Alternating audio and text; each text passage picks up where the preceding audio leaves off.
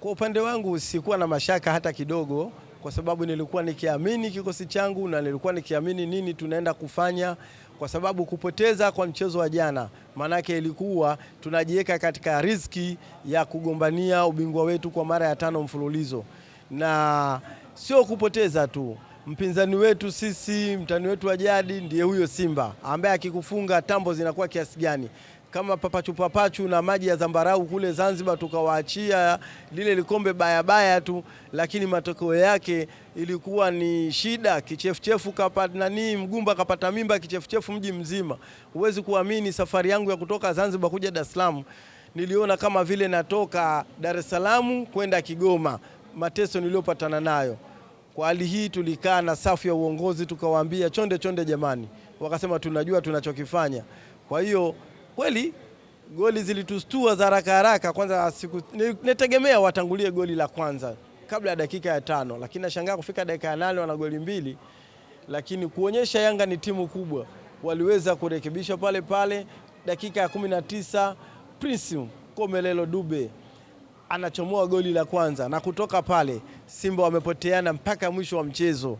Na laitani kama muamuzi angekuwa sahihi jana, kwa sababu kuna penalty ya wazi kabisa wametunyima ile, tulikuwa tunaondoka na ushindi licha ya penalty tu. Dube mwenyewe alikuwa anamaliza, na nzuri zaidi ingefurahisha kideoni kama yule bwana mdogo kutoka Uganda aliyemrambisha tope beki wao kisiki wanemtegemea Rushen Dorok, ange score lile goli, watu wangejua Yanga ni aina gani. Lakini all in all, alhamdulillah tuna pointi 5 zidi yao kwa mechi hizi 8 tulizobakiza, na katika mechi hizi nafikiri tuna mechi moja au mbili ndio moja nafikiri ya kutoka nje, kama sio moja mbili ndio mechi tumebakiza za kutoka nje, zote nyumbani. Na kama unavyotujua tetesi na upande wa pili bwana, wambaki kwanza kuulizana imekuwaje mzee wetu mnaenda kubadilishia nguo upande wa pili, yani mnakodi nyumba kwa mamilioni. Sio sisi, wametufundisha wao. Zanzibar kama umefuatilia mchezo ule, Simba anatokea kwenye upande wa kusini kule kabisa kwenye magereji. Simba ndio anaingia uwanjani. Watu tunauliza vipi, kwani kule ndio kwenye dressing room?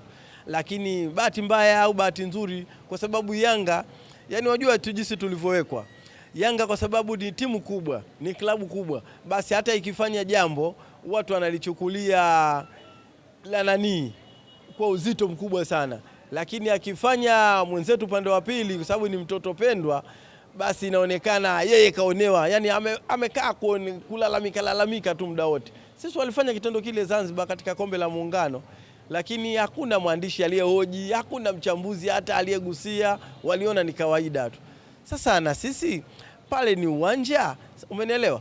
Kajitokeza msamaria mwema ambaye ni mwanachama kindakindaki wa Yanga, na tuko pale pua na mdomo, na akiangalia michezo ile akaona ni vizuri wachezaji wangu na mimi watokee hapa. Kwa hiyo wametokea pale, kipi nini kosa?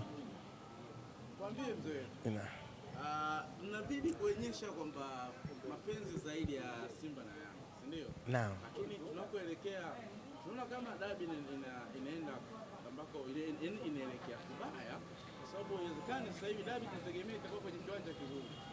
Imeenda kwenye meja ya Samuel ambapo tayari tunaona wazi kwamba ule uwanja haukuwa rafiki kwa ajili ya mechi ya dabi. Kwa upande wenu hilo jambo mmelipokeaje, na kukutana na kiwanja ambacho hamjakizoea hususan kwenye dabi, mliweza vipi ku-maintain? Na huo ndio tofauti wetu sisi na wao, kuonyesha sisi kwamba ni wakubwa, umeelewa?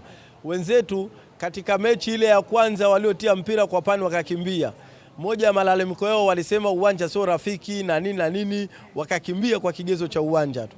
Lakini sisi uwanja haukuwa rafiki, kama ulivyoona ukitestiwa pale mpira unadundishwa haudundi, kama ulivyoona wanakagua uwanja haukuwa rafiki. Lakini sisi kwa sababu ni timu kubwa tuliwaambia tutacheza hivyo, na sisi huwa hatulipizi wema kwa ubaya. Sisi tunataka boli lisembee, aonekane nani mwanaume. Kwa hiyo sisi hatuwezi kulipisha kwa hao katika ile. Sisi tegemea dabi tukiwa wenyeji, basi tutawapeleka katika viwanja vyenye hadhi vya kimataifa, ili mtu yoyote aone mpira huu duniani enjoy. Sana tukikosa hapa, basi tutawapeleka New Amani Complex nafikiri unatuelewa kwenye hilo. Yanga hatuko sayari nyingine, sisi sio kama wao. Pengo la Mudathir haya limeonekana? Of course pengo lake limeonekana, na jana kama alikuwa anaanza basi kiama kilikuwa ni kikubwa sana kwa upande wa ndugu zetu. Mudathir ni sayari nyingine, tunajivunia kwa kuwa naye.